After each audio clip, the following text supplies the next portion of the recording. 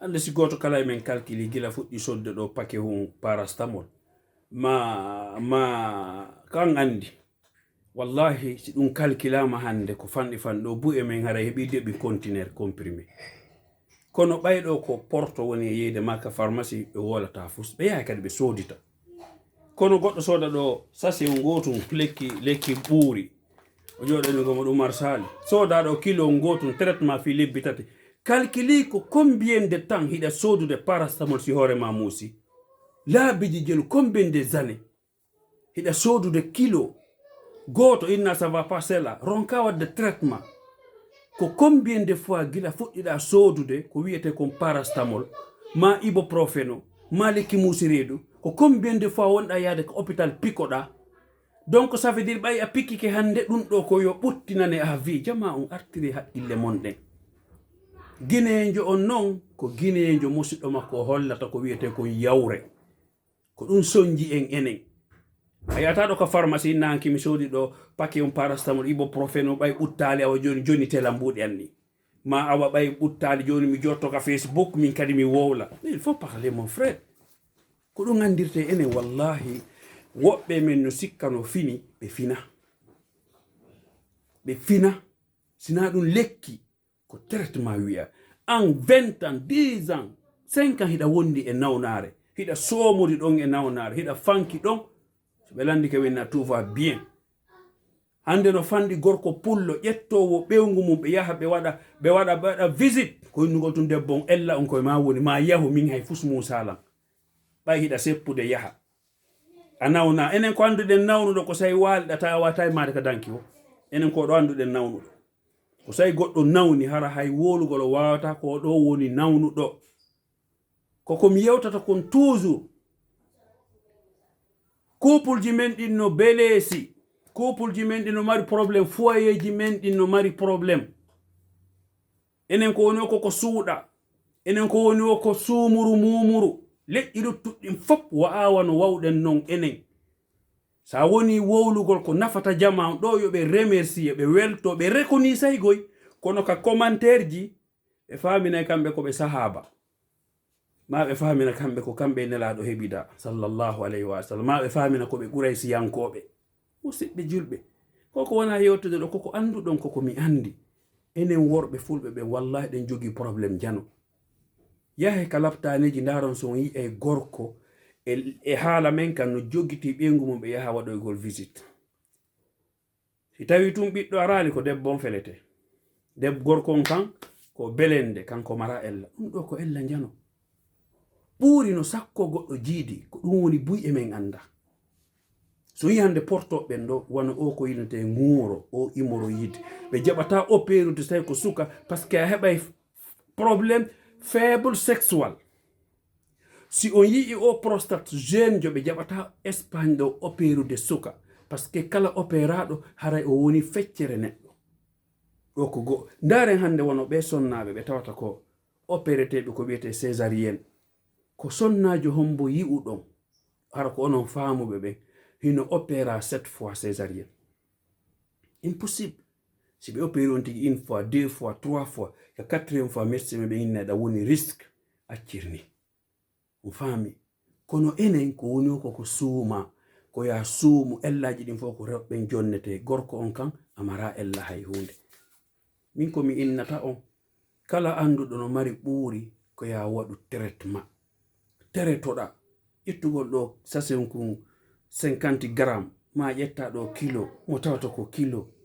calculi gila fuɗɗiɗa ƴettude parastamol est ce que ɗum ɓura kilo billahi aleykum goto kala emi yo joɗo tun artira haqqille mun hara seytinali hara duppali gila fuɗɗiɗen ƴettude parastamol hara o salon ɗo fof heewino paquet si en addanama ɗum ɗo hande kono ɗum ɗon en yata ɗon pleñoɗen ko ƴettugol ɗo kilo on gotum ɓuuri ya akhi il faut faire traitement mon frère min ko ɗum noon mi yewtata on kala faalaɗo min noon mi imposata goto faalaɗo o yo soodu faala ko yacci ɗo mo ɓe andi hoore mum o ɓe andi probléme ko jogui kom mi laaɓanay on noon reedu mi wolirta noon fi commentaire komi wolanta on konko goonga si on jooɗike onon tun e hakkille mon ɗen on miijitike on ande Muhammad bari ko yewti ko gonga min na non on jabay ɓayɗen andi enen wodi e men yi'oɓe gonga salo ara ɓe andi ko wala ko gonga mara ko ɓe wondi surtout hande si wolama tawa ko mi wondi saga nayi mi daro ko mi jodo mi yettata ngango fuɗɗo commentude winda ɗo sabota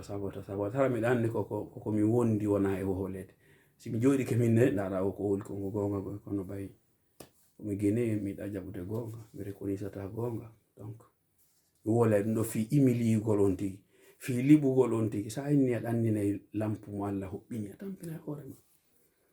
aɗa ko ɗum ɗon marno ko mi andintino barakallahu fikum lekki ɓuuri on ƴette taw ƴettuɗo paquet gotum tumma paquet hoɗiɗo waɗe traitement soode waɗon takko mo imagine ko gila laabi jeeruɗon sodde parastamol ñande hoore muusi wat jippoto yaka pharmacie ko fewnon ton on arrêta haali sodugo parastamol on hande kadi ko fewno ibuprofene on acciral ni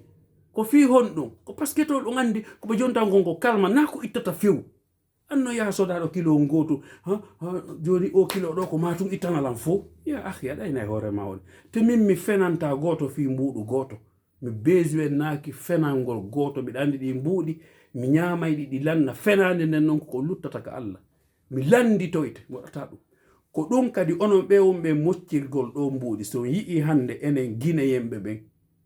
marɓe shayatin ɓen ala e ndikkude sabu moccoɓe fof ko mbuuɗi woni e moccirde hule Allah o moccirtaɓe fi yoɓe ndikku o moccirtaɓe fi Allah famini on ko moccirte kon hande en waɗi moccirgol ngol fonde commerce hande ko commerce waɗirde moccugol ngol hule Allah onon ɓe wonɓe moccude yoɓina mbuuɗi o fota yoɓingol goɗɗo mocceteɗo si wona tuma o ndikki hule Allah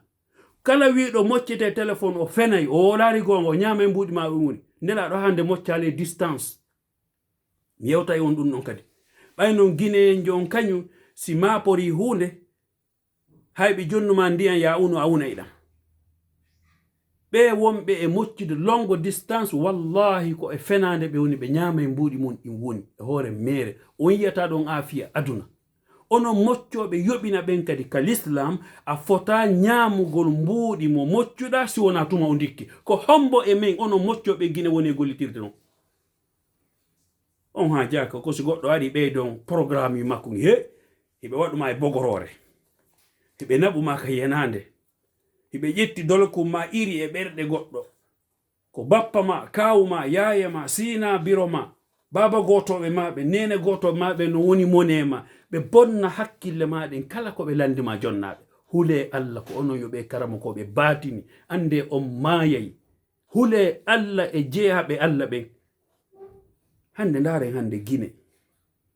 ko sonnaɓe jelo jogi on probléme shayatin a yahay ɗo itta jawdi ma jonna goɗɗo hara himo andi ko o wonma e moccude kon ko o yeli ka ɓerde makko Allah wata ndikku fi ñande fo ñande ya ar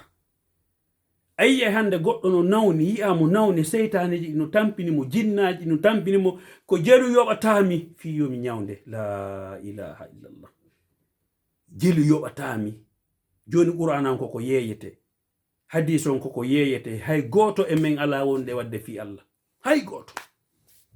ɗaɓɓu ko yeeya kono wata yeeyu qur'ana Allah o ɓay an a yoɓa o qur'ana a yeeyaka qur'ana nelaɗo yeeyali en qur'ana hay si tawi awa a yoɓinay ko tuma on tigi ndikki ko hombo woni e moccoɓen ka men innowoma ar moccoɗa ka an ñande ndikkuɗa wo yoɓami hay goto on ala guine hay goto si tawi no wodi addanelan numéro makko mi non dam ala ko lan iwi Amérique lan mari probléme dewgal he min o mi wallete kala ko landiɗaɓe ɓe wawi naɓo ɗum ɗo waɗa ɗum ɗo ñortoma ñartama $500 €1000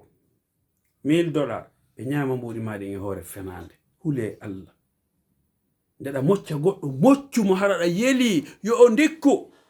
ɗa miijanimo Allah o waɗamo ko siko ɓiɗɗo ma waɗamo siko bandirawo ma waɗamo siko jaaje ma waɗamo siko yumma ma toroɗa Allah miɗo andi algérien jo goto wiyeteɗo Kamal wonɗo e leydi Belgique wiyete Liège min e makko men yaadano moccugol wallahi mo o mocci o bi isnillahi o ndikkay ko on mi yi'iɗa araka makko o mocce